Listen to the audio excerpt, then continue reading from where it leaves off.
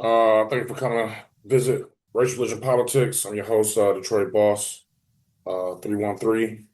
I got to check in on Party Pete, man. We about, I know we over 20 days into the Iran operation. The Pentagon, they just gave a briefing. It's packed with like spin, contradictions, and just straight up like unverifiable claims. And so this is not going to be a reaction video. This is an audit. We're gonna go line by line through Defense Secretary Party Pete Hegseth's briefing. You know, every time something doesn't add up, we're gonna stop and we're gonna take a look at it. So let's get this party started, Pete.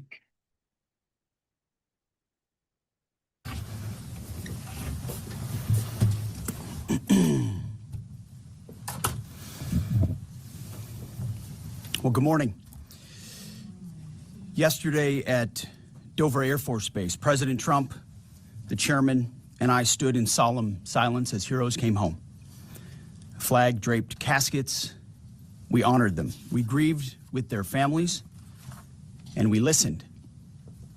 What I heard through tears, through hugs, through strength, and through unbreakable resolve was the same from family after family. They said, finish this. Honor their sacrifice. Do not waver. Do not stop until the job is done. What fucking job, dude? I'm still okay. It's too early, but like, what job? It hasn't been outlined like what the goal is, but let's continue. Response, along with that of the president, was simple. Of course, we will finish this. We will honor their sacrifice. Their sacrifice only steals our commitment. I wear this bracelet. Staff Sergeant Jorge Oliveira, he was one of my sergeants, or one of my specialists in Guantanamo Bay. He deployed later to Afghanistan, where he was killed on 19 October 2011. Killed 10 years after 9/11, 15 years ago. He was one of the 1%, the best of America. Not just a guardsman, but a law enforcement officer back home and a family man. I remember him every day, just like so many other men and women of our generation and previous generations who wear bracelets like this. Just as we will always remember those lost in this conflict.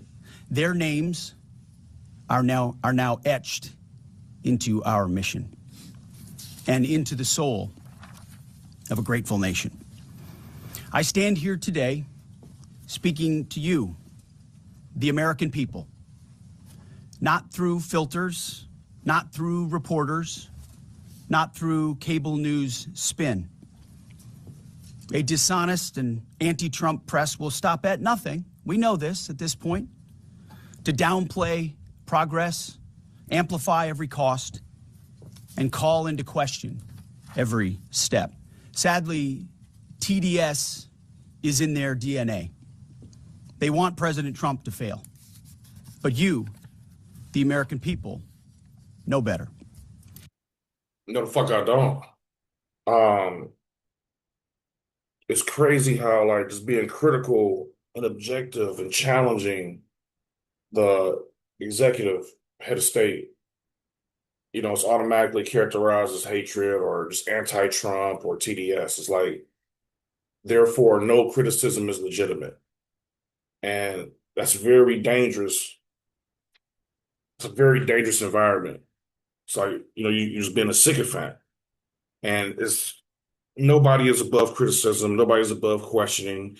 And the idea that you question, you verify, you know what I'm saying, are somewhat of an adversary means you have TDS, which is like an unreasonable problem with something with Trump or whatever. Just out of hatred for Trump. This is silly, man. This is the leader of our defense, man. This is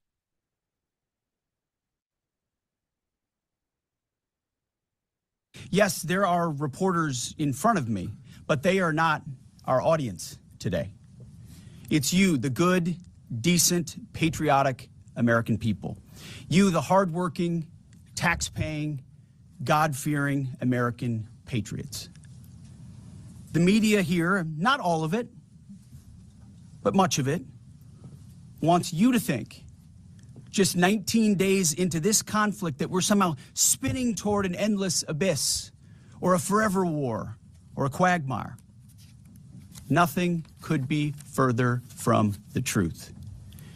Hear it from me, one of hundreds of thousands who fought in Iraq and Afghanistan, who watched previous foolish politicians like Bush, Obama, and Biden squander American credibility. This is not those wars. Okay, so it's a contradiction. He's saying like this isn't Iraq or Afghanistan or whatever, but the mission, from how I understand, is to cripple Iran's ability to rebuild. That sounds like a long-term commitment. Like you can't destroy infrastructure, prevent rebuilding, and control like the escalation of conflict without a long-term involvement. Like you gotta have people there to do that. That's just like war logistics.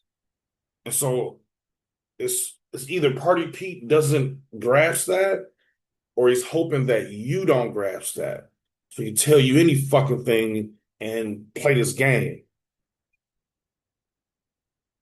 President Trump knows better. Epic Fury is different. It's laser focused. It's decisive. Our objectives, given directly from our America First president, remain exactly what they were on day one. These are not the media's objectives, not Iran's objectives, not new objectives, our objectives, unchanged, on target, and on plan.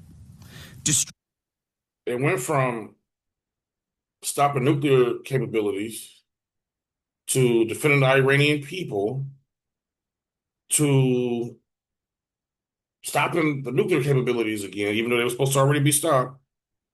And then it went to, what are we doing now?